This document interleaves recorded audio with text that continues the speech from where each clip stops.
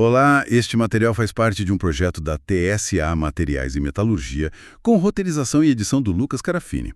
Hoje, a gente vai explorar um aspecto, assim, bem interessante da ciência dos materiais. Como a resistência de certos metais a impactos pode mudar radicalmente dependendo da temperatura. A ideia é entender a conexão, entre esse comportamento e a estrutura lá nos átomos mesmo, com base numa análise que a gente recebeu. Exatamente. O foco é entender por que alguns metais ficam, sabe, perigosamente quebradiços no frio, enquanto outros continuam, confiáveis. E como essa organização dos átomos em nível microscópico dita essa diferença. É o famoso fenômeno da transição dúctil-frágil. Perfeito. Então, a análise que a gente tem aqui parte de um gráfico. Ele é chave para entender isso, né?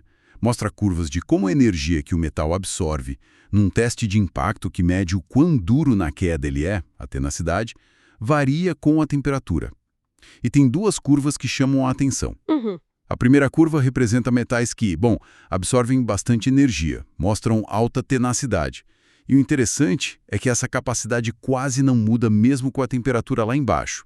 São materiais que continuam resistentes, sabe, em ambientes bem frios. Isso. Se mantém dúcteis. Já a segunda curva, que na análise está associada a aços de baixa resistência, conta uma história bem diferente. Abaixo de uma certa faixa de temperatura, a energia que o material consegue absorver cai muito, drasticamente. Ele passa de dúctil, capaz de deformar, para frágil, quebrando de repente.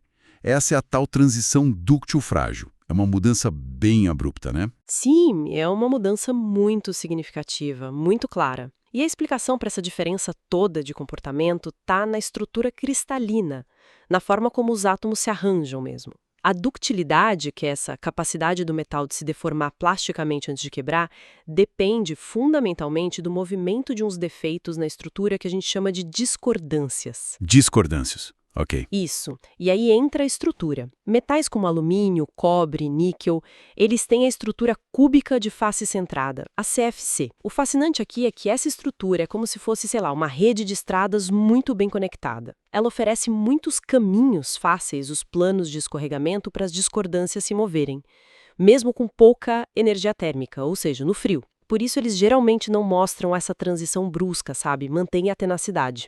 Isso bate com a primeira curva que você descreveu. Entendi. Então, na CFC, as discordâncias têm mais liberdade para se mover, o que evita que o material fique quebradiço no frio, certo? E a outra curva, a da queda brusca. Essa leva a gente para a estrutura cúbica de corpo centrado, a CCC. É típica dos aços ferríticos, muito usados em construção, por exemplo. Essa estrutura já oferece menos, digamos, estradas eficientes para essas discordâncias. Aí, quando a temperatura cai, a energia térmica diminui, e as discordâncias na estrutura CCC enfrentam muito mais dificuldade para se mover. Elas ficam quase travadas, digamos assim. Ah, tá. Fica mais difícil para elas escorregarem. Exato. Sem essa capacidade de deformar pela movimentação das discordâncias, o material tende a fraturar de forma frágil, por clivagem. É uma quebra mais limpa, ao longo de planos específicos dos átomos. Em vez de absorver energia deformando, ele simplesmente quebra. Essa é a assinatura da segunda curva, com aquela queda acentuada de tenacidade. E essa dificuldade de movimento na CCC, no frio, é algo gradual ou tem um ponto de virada muito claro? Olha, geralmente é uma faixa de temperatura de transição, não um ponto único e exato. Mas a mudança pode ser bem rápida dentro dessa faixa, como a curva mostra. Não é um declínio suave, é mais uma queda mesmo. Entendi. E vale mencionar rapidinho a estrutura hexagonal compacta, a HC. Metais como zinco, titânio.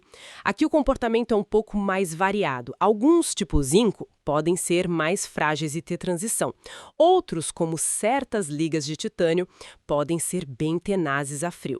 Na análise específica que a gente está vendo, a HC foi agrupada com a CFC na curva 1. Isso sugere um comportamento mais tenaz a frio, nesse contexto particular. Faz sentido. Então, resumindo a análise.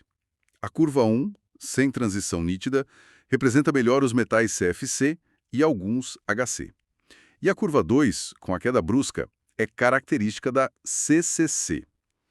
Tentando trazer isso para uma ideia mais prática, Qual seria o ponto crucial para a gente guardar sobre essas estruturas? Precisamente, se a gente puder tirar uma regra prática, assim, fundamental da metalurgia física, seria esta. Estrutura CCC, como o aço ferrítico comum, tende a apresentar a transição dúctil-frágil. É só pensar no aço que pode ficar quebradiço no frio, né? Já a estrutura CFC, como alumínio, cobre, geralmente não apresenta essa transição, mantém a ductilidade. Ter isso em mente ajuda muito a prever o comportamento básico de vários metais em baixas temperaturas. É impressionante pensar que algo tão fundamental quanto o jeito que os átomos se empilham causa uma diferença tão prática e crítica em como o material se comporta, né? Especialmente no frio.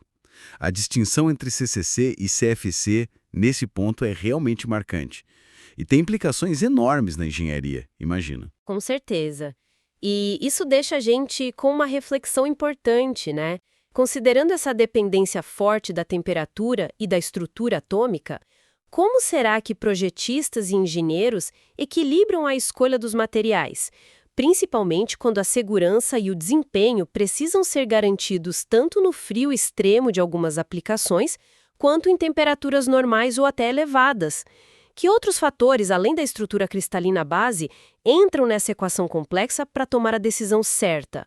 Fica aí a provocação para a gente pensar um pouco além do que a gente discutiu hoje.